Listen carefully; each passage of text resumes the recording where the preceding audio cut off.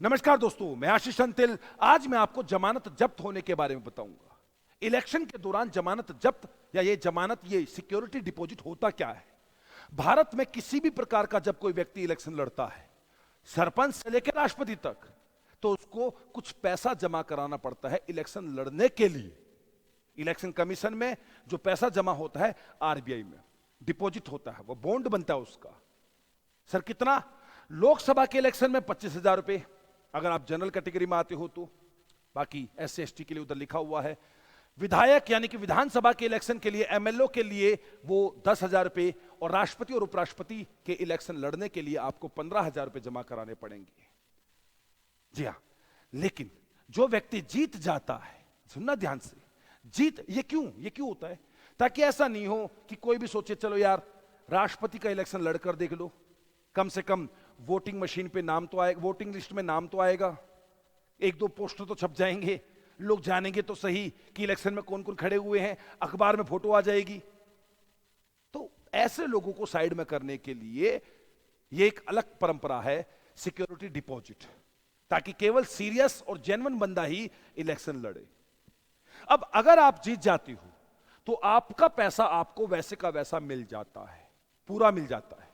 लेकिन अगर आप हार जाती हो तो भी आपको पैसा वापस मिल सकता है, बस शर्त यह है आपको 1/6 टोटल वैलिड यानी कि वैध मतों का मिलना जरूरी है। बोला मतलब, मान लो किसी इलेक्शन में 1,05,000 वोट गिरी है, आपके इलेक्शन में 1,05,000 टोटल वोट पड़ी है, जिनमें से इलेक्शन कमीशन 5,000 वोट को कैंसिल कर देती है, क्योंकि वहां पर मशीनों के साथ छेड़छाड़ हुई है, धांधलेबाजी, कुछ गड़बड़ हो पाई थी, इसलिए 5,000 वोट कैंसिल हो गई। तो वैलिड बोले तो वैध मत कितने, वैलिड वोट कितनी बची? 1 लाख वैलिड बची। अब अगर मैं इलेक्शन लड़ता हूं, टोटल वोट कितनी पड़ी? 1,05,000, जिसमें 5,000 कैंसिल कर दी गई, इलेक्शन कमीशन करेगा, तो बची कितनी? 1 लाख। 1 लाख का 1/6 यानी कि 16,700 के आसपास से ज्यादा अगर मुझे वोट मिल जाती है, भले ही मैं हार जाऊं, मैं हारूं चाहे 10 बार, मैं हार गया, लेकिन मुझे मेरा पैसा वापस मिल जाएगा, क्योंकि मुझे एक अच्छा खासा वोट मिली है। 1/6 वैध मतों का, टोटल का नहीं, वैलिड लीगल वोट का, वैलिड वोट्स का, वैध मतों का। और अगर मैं हार जाता हूं और ये परसेंटेज भी मुझे नहीं मिलता है, तो मेरी जमानत जब्त हो जाएगी, मुझे मेरा पैसा वापस नहीं मिलेगा, बिल्कुल भी नहीं मिलेगा। तो जिस व्यक्ति को पता है उसके साथ कोई भी नहीं खड़ा, 5-10 बंदे बस, वो इलेक्शन क्यों लड़ेगा?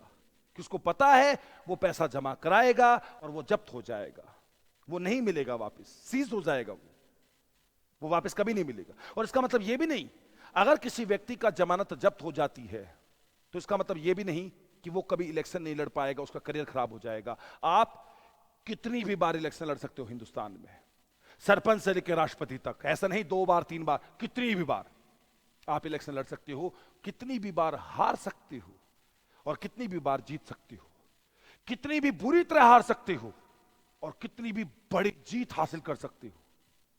इन चीजों से आपके करियर पर कोई इफेक्ट नहीं पड़ेगा। इफेक्ट पड़ेगा तो बस ये कि आपका जमा किया गया पैसा आपको वापस मिलेगा या नहीं। सर जीतने वाले का केस क्या है? 1/6 से तो फालतू जीत ही जाएगा? नहीं।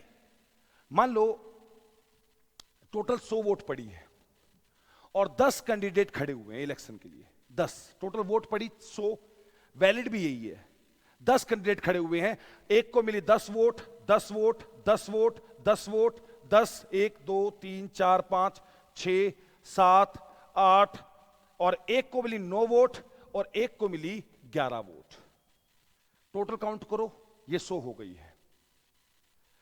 10 बंदे इलेक्शन लड़ रहे थे, टोटल वैलिड वोट है 100। इसको मिली 10 10 10 10 10, इसको मिली 9, इसको मिली 11, सबसे ज्यादा वोट किसको मिली? तो ये जीत जाएगा। लेकिन 100 का 1/6 तो 16 पॉइंट समथिंग यानी कि 17 होता है, 17, इसको 17 तो मिली ही नहीं। भले ही आपको इतनी ना मिली हो, लेकिन आप जीत गए हो, तो विजेता को यह मिले या ना मिले, विजेता को उसका पैसा सिक्योरिटी डिपॉजिट जरूर मिलेगा, जो विनर है, विनर को। बाकी सभी की जमानत जब्त हो जाएगी, बाकी सभी की जमानत जब्त हो जाएगी, सिक्योरिटी सीज हो जाएगा, लेकिन वो सभी के सभी लोग दोबारा इलेक्शन लड़ सकते हैं। हार जीत लगी रहती है, कभी कम मार्जिन से, कभी ज्यादा मार्जिन से। ऐसे करियर खराब नहीं होते हैं। उम्मीद करता हूं समझ में आया होगा। ऐसे और मुद्दे लेकर आऊंगा, आपको पता है मैं फिर आऊंगा, जरूर आऊंगा। नमस्कार।